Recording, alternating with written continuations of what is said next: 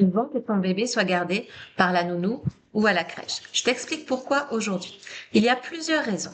Déjà, ton bébé, autour de 2 mois et demi, 3 mois, 4 mois, il a une reconnaissance des situations de manière globale. C'est comme ça qu'il comprend le monde. Il comprend que lorsqu'il est avec toi, contre toi, il va pouvoir accéder au sein nourricier. Il comprend que quand il entend le bruit de la douche, par exemple, le bruit de l'eau, il va sans doute avoir un bain. Il comprend que quand la maison s'agite, qu'on commence à prendre les clés et à ouvrir la porte, certainement qu'il va y avoir quelque chose qui va se passer à l'extérieur. C'est ce qu'on appelle les tableaux perceptifs. Il a une compréhension globale du monde qui l'entoure. Quand il est avec toi, il sait qu'il a accès au sein. Si du jour au lendemain, ce n'est plus le sein qui arrive, mais un biberon, il ne va pas comprendre ce qui se passe. Il va y avoir une perturbation dans sa compréhension du monde.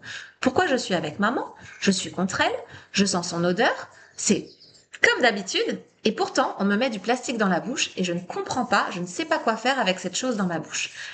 Beaucoup de mamans se posent des questions, s'inquiètent, se demandent comment le bébé va faire lorsqu'il sera gardé, parce que quand elles essayent de donner ce biberon, ça se passe mal. Ça se passe mal, ça génère du stress, elles sont inquiètes, finalement le bébé s'énerve et on n'y arrive pas. Et c'est tout à fait normal, parce que ton bébé, il s'est habitué à toi, il s'est habitué à ton sein, c'est comme ça qu'il est nourri, c'est comme ça qu'il reconnaît les choses et il ne veut pas autre chose. Ne t'inquiète pas, ça va bien se passer pour le mode de garde et je vais t'expliquer comment. De la même manière qu'il comprend la situation avec toi, qu'il sait qu'il a accès au sein, il va comprendre quand il va y avoir ce changement de situation que ce n'est plus la même personne, que ce n'est plus le même environnement et que dans cet environnement-là, on se nourrit d'une manière différente. Ça, c'est nos lunettes développementales. On regarde le bébé en fonction de son développement et on comprend pourquoi il a tel ou tel comportement. Alors, je sais que certains médecins conseillent encore d'utiliser l'introduction du biberon pour pouvoir préparer ce mode de garde. En fait, c'est comme si lorsque tu vas en vacances, lorsque nous allons en vacances, on se préparait à la reprise du travail. On amenait nos dossiers avec nous, on mettait un réveil chaque matin, on essayait de joindre ses collaborateurs. Non, lorsqu'on est en vacances, on profite de cette situation. Et lorsqu'on reprend le travail, c'est une autre situation et nous avons des comportements différents. C'est exactement pareil pour ton bébé. Avec toi, au sein, il a compris comment ça fonctionne. Quand il sera avec une autre personne, il va pouvoir faire différemment. Il n'a pas besoin de s'entraîner. C'est le changement d'environnement qui va lui faire comprendre qu'il doit faire différemment et ça va très bien se passer, rassure-toi. En plus, il y a vraiment un risque à introduire un biberon dans l'allaitement. Le mouvement que bébé fait au sein, le mouvement de succion-déglutition, il l'a appris, il l'a rodé depuis sa naissance. Ça n'a pas toujours été facile, il y a un temps d'adaptation et c'est tout à fait normal. Et au fur et à mesure, il devient expert de ce mouvement-là. Lorsqu'on introduit autre chose dans sa bouche, il ne sait pas quoi en faire, il ne sait pas comment ça marche. Surtout s'il est avec sa maman, puisque, encore une fois, il reconnaît l'environnement et il sait normalement ce qu'il doit faire. Ça va être différent quand il y aura une autre personne qui lui donnera autre chose. Mais on va voir qu'il n'y a pas que le biberon. Quand on introduit un biberon, quel que soit l'âge du bébé, on risque d'introduire ce qu'on appelle une confusion synthétine. En tout cas, il peut y avoir une perturbation dans la succion-déglutition de ton bébé.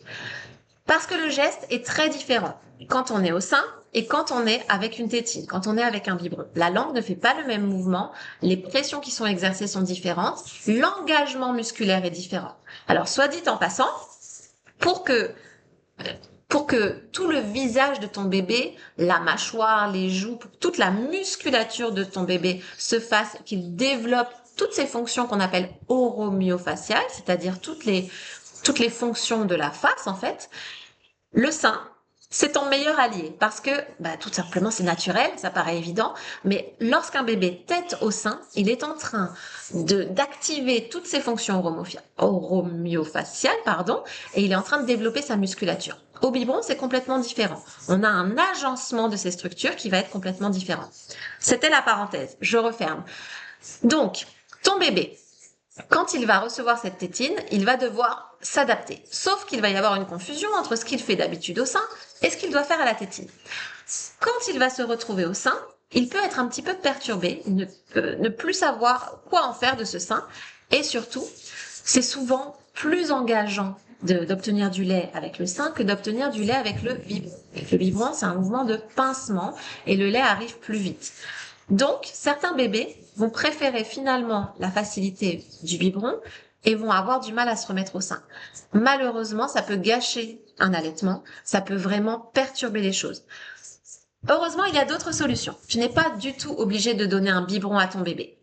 Alors, plus il est petit, plus c'est dangereux, on va dire, mais avec des bébés plus grands, ça peut arriver aussi cette confusion et cette difficulté dans la succion déglutition. Alors, je te donne plusieurs options. Tu peux utiliser ce qu'on appelle un DAL. Un DAL, c'est un dispositif d'aide à l'allaitement alors, il y en existe déjà à tout près et on peut le faire maison aussi. Je ferai une vidéo spécifique sur le DAL. Alors, en gros, il y a un contenant avec ton lait et il y a un petit tuyau qui est relié et on va introduire le tuyau dans la bouche du bébé, mais pas tout seul, puisque le DAL, on peut l'utiliser au sein aussi, mais pour d'autres raisons. On va pouvoir mettre le bout du petit tuyau, le DAL, au doigt et on va pouvoir introduire le doigt dans la bouche du bébé. Il va téter le doigt et comme ça, il va s'alimenter en ayant cette tétée au doigt et non pas au biberon. Tu peux aussi utiliser ce qu'on appelle une soft cup, une timbale, un gobelet qui est souple, en plastique souple, qu'on va poser sur la lèvre inférieure du bébé.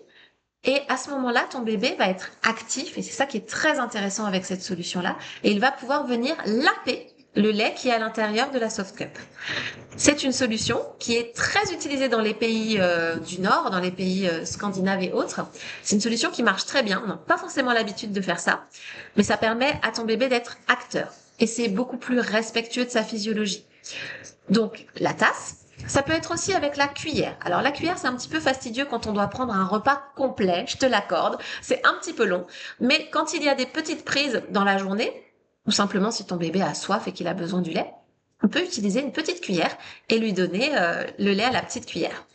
Ça fait déjà plusieurs alternatives. Si vraiment, on veut utiliser le biberon, il y a des façons de le faire.